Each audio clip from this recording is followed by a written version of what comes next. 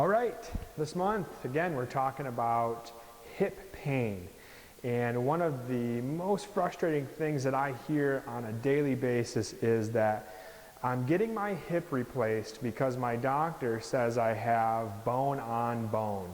And really this is the surgeons that are talking about this. And really, if you think about it, that is sometimes the case, but I can tell you that it's very rare.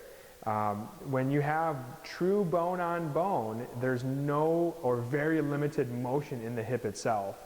And it is very painful, and you can actually hear the grinding in the hip.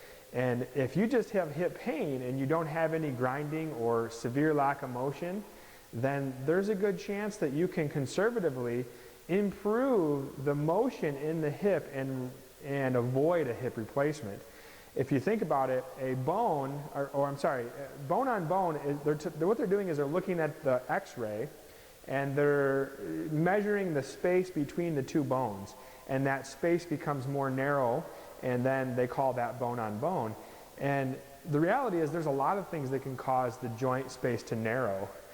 If I have somebody laying on a table and I take my hands and I pull that ball out of the socket, that increases the joint space.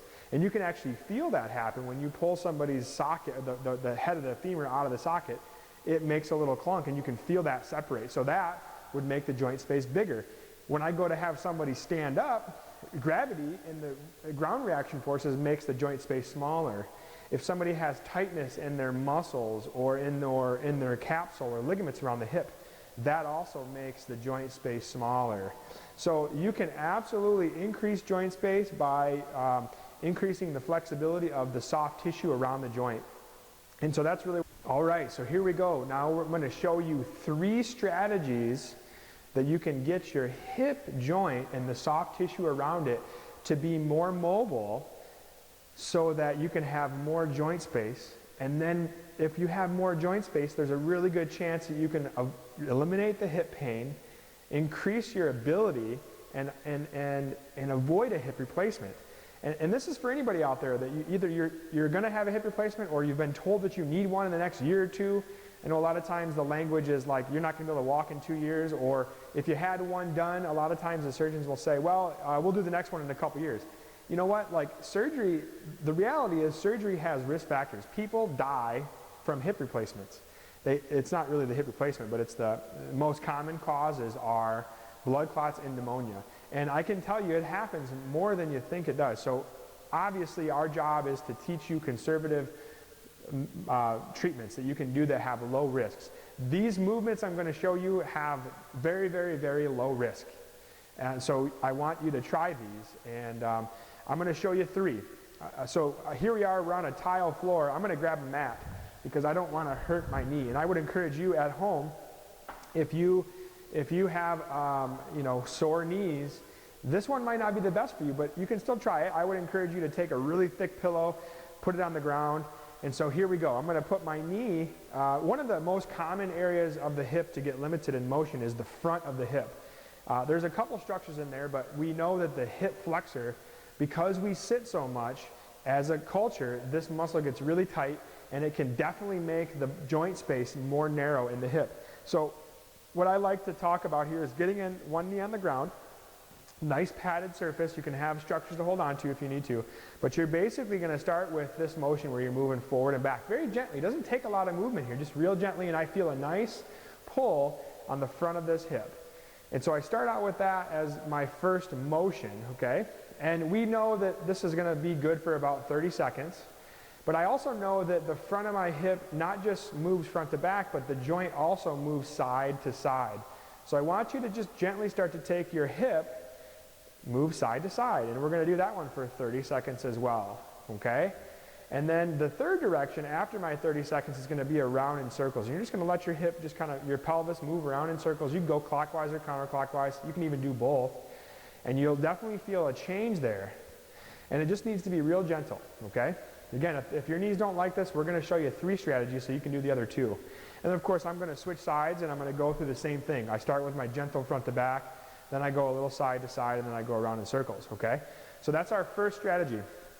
Our second strategy is going to be working on the hip's ability to move side to side. And so what I want you to try here is we're going to get next to a wall, and I want you to put one foot in front of the other, and the foot that's closest to the wall is going to be in front. So in this case, it's my right foot. I'm going to be about 18 inches away from the wall. I'm going to put my hand on the wall, and I'm going to gently let my hip just start to move side to side towards that wall. And when I do this, I feel a nice tension on the outside of my hip, and I'm just going to spend about 45 seconds going side to side. Okay? Should not be painful, so if it's hurting, you're just going to go a little less. Then I'm going to kind of let my hip stay close to the wall. My hand is here for stability.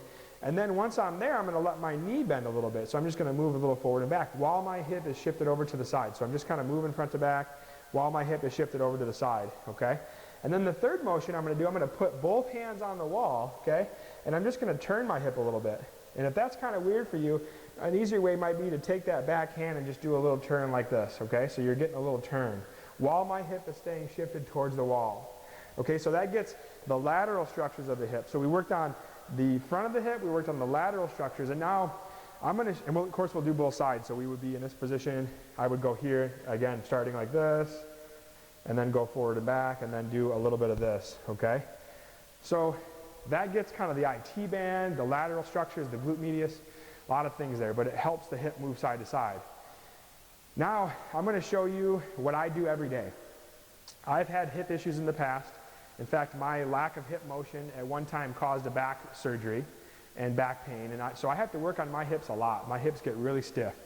This is what I do every day. So I'm going to show you what I would consider the most valuable thing that I could ever teach anybody if they're trying to work on their hip mobility. And this is called the stepping matrix. And the matrix just means that we're going to move the hip in every single direction the hip is designed to move. Okay? A lot of times when you see on an x-ray, the hip wears down and you can actually see a groove. And if I'm the socket and this is the ball and this is my leg hanging down, when we move throughout our day, most of the movement is like this, front to back. Okay? Walking, lunging, squatting, bike riding. But the hip's also designed to move like this, so the ball moves. That's side to side motion. And then also the hip's designed to rotate, so if you were to turn. And that's a lot of times where people start to lose hip mobility in joint space is because they're not moving the hip in 3 planes of motion. So I'm going to show you a way to do that in under 2 minutes, okay? So we're going to say, I'm going to tell you to pick a repetition. So we're going to do 10 each leg, and there's going to be 6 directions, okay? The first one is front to back. You're just going to do a little step. Now, depending on how you feel, you can go farther if you feel like this is easy. You can go deeper if you feel like it's easy, or if it feels difficult, you can just go real shallow and short. Okay, so the first direction is forward. Okay? The next direction is the opposite, which is backwards. Okay, we're going to move the hip backwards. Just like that. And I said 10 each leg, so that's 20 total. I'm not going to do that because I want the video to be shorter. The third motion is going to be side to side. Okay, so you're stepping side to side. And when I do this, I feel a little groin pull, a little tightness in the inner thigh. That's what I want. Loosening up those tissues, okay? The fourth motion is going to be the side to side, but opposite. I'm going to step across, okay? Step across. Step across. Good. That's, again, that outside hip. Now, there's 2 more. I'm going to turn, just like that. So this foot stays straight. This one turns. Go there. We'll do that one again. We'll go all same side here. We'll go 10 this way, if you're at home, okay? Then we're going to go 10 this way. Okay, so I'm turning. This is the one that people have the most difficulty with, okay? So I'm turning. Now, I turn across. That's my final one. I'm going to rotate across. This one stays fixed, okay? Then I'm going to go this way. Okay, now if I did this every single day, from the time I was born, I would never give my hip the chance to get tight. Think about that. If we did this forever, every single day, there's a really, really good chance you're going to avoid losing joint space. You're going to avoid hip replacements. You can even reverse that hip joint space narrowing by doing these things. So I want you to go ahead and try these. I hope this helps you guys out there. If you're having hip pain, I wanted to remind you we have a few spots left. We have only 10 spots total, but only a few left for this month's free hip pain screen. So if you have any type of hip pain, we've got 10 spots this month where you can come in and get a free movement assessment, and we can help you with increasing mobility, increasing function, hopefully avoiding hip replacements. And I really appreciate you guys. You mean a lot to me. I hope that you don't mind these video emails. I just want to provide valuable content and keep you guys moving pain-free. So thanks for listening. Have a good one.